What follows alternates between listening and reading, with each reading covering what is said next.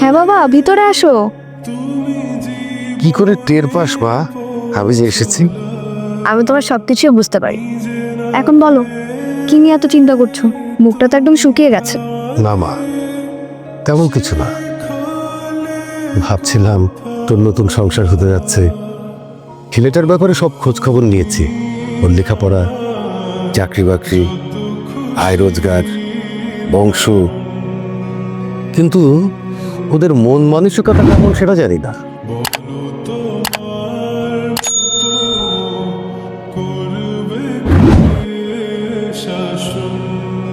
তোর সব বিপদ আপদ, সব কষ্ট আমাকে জানাবি, আমি সব সময় তোর পাশে আছি।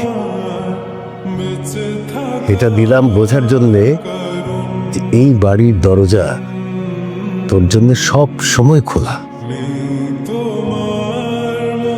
বুঝতে পেরেছিস?